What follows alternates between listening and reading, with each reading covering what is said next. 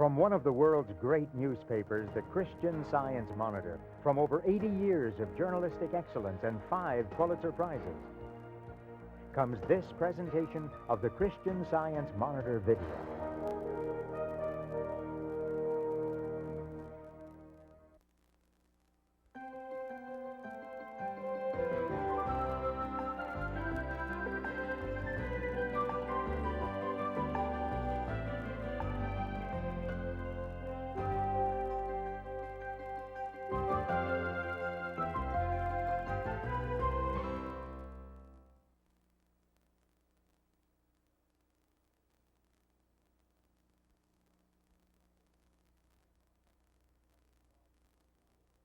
I've just had a couple of yards of new soil brought into my garden, and I'm wanting to find out what it's made up of. That's the proportion of sand to silt to clay. And there's a very simple way of finding this out, and it involves a jar with a screw top preferably and some water. And the way you go about it is this. Put about that much soil in the jar, about 1/3 full, and then pour in the water to almost full. Doesn't really matter, but give enough room to shake around. Now screw on the screw top and hope that it fits tightly, otherwise the water goes all over the place. That's about it. You need to shake it long enough until you know that all the soil clods have been dissolved, and that has happened now. And then I simply put it over to one side and wait 10 minutes. In 10 minutes, all the sand particles, they're the heaviest, they will have settled to the bottom. And another hour or so afterwards, the finer sand called silt will have settled on top of that. Now, it takes about 12 hours before most of the clay settles out. And so it's a good idea to leave the jar overnight before taking a reading. Well, that's exactly what I did with this jar. And I hope you can see the 3 distinct layers there. The 2 are obvious. The sand and the silt, they're about equal proportions. And then there's a thin line of the clay along the top. It's like a thick pencil line, a slight amber color. It means I have a minuscule amount of clay in the soil. I would have loved more, but it doesn't really matter. What this tells me is that my soil is a sandy silt. And now that I know that, I'll know how to treat it. I'll know what amendments to add to it. Did you know, when it comes to watering, different soils often behave in markedly different ways? Light, sandy soils accept water quickly and easily, but drain away and dry out more rapidly. Clay soils, on the other hand, absorb water much more slowly, but once wet, retain the moisture for a much longer period. So, in hot, dry weather, sandy soils will have to be watered more frequently, perhaps twice a week.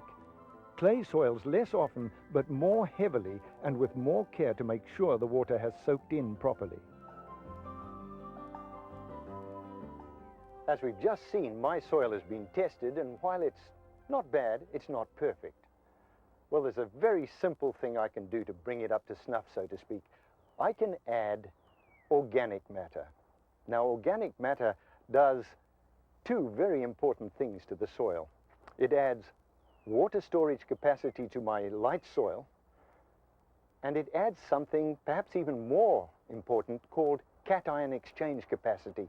And in simple terms, that means the ability of a soil to absorb nutrients and then to give them back to a plant whenever it needs it. Now, there are many organic materials that you can add to the soil, and here are a few that I use frequently. Compost, my favorite. This is my own. I've showed it to you on a show a few weeks back. But if you don't make your own, you can always buy it from a garden center.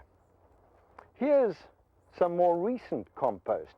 This is still a good 4 or so months away from being as fine as that. But I can use this in my garden soil right now, although in its present state, it's probably best to use it simply as a surface mulch. Another very popular material is peat moss. This is stuff that has been dug from old bogs, principally in Canada, but in large areas of northern the United States as well. This is dark because it's very fine and it's been wet for quite a long time. The peat moss that most of you will get from a garden center is probably going to be more this color in nature. And by the way, the color isn't going to matter too much. What you can see here is that this is a wonderfully fibrous material that that stores water in light soils, sandy soils, but also lets in the air. That's particularly valuable if you have a heavy clay. You know, that's one great thing about organic matter. It improves soils whether they are very sandy or whether they are very heavy with clay. And there's one more option that I use. I've used this for, maybe 10 years, and it's always worked very well. Know what this is? Shredded newspaper. It's organic, just like the rest of them. And it does one wonderful thing for light soils like mine. It soaks up moisture and holds it there for the plants to use. Now, I had a power shredder, and admittedly that makes it really easy to do this. But you can do the same thing just by ripping it up. First, soak the newspapers thoroughly in water and then tear them around. You'll quickly get a fairly fine consistency. One word of advice. Use newspaper, not the glossy inserts. Now, I don't mind colored newspaper. It's the glossy paper that must be kept out. Well, here we have a selection of organic materials for improving soil. Compost, peat moss, and paper. We can apply one or all of them to the soil, but if you're going to apply all of them to the soil, then thoroughly mix them up first before you go and add them to the soil. And how do we add it into the soil? Well, it's as simple as digging it in. Let me show you. Now, ideally, I would spread 1 inch to 1.5 inches, maybe even 2 inches if I had it of organic material over this entire bed, and then dig it in. But for the purpose of demonstration, I'm just going to take a pot full of peat moss and dig it into this small area right here. It's a simple process, really. Spread your organic material, dump it, then spread it relatively evenly, and take a fork, garden fork, or in this instance a hand fork, and dig it in. Now you'll notice I am not digging the fork in deeply that way. I'm just going lightly into the surface of the soil because I don't want to dig it in too deeply. Most of the feeder roots of any plant are contained in the top few inches of soil.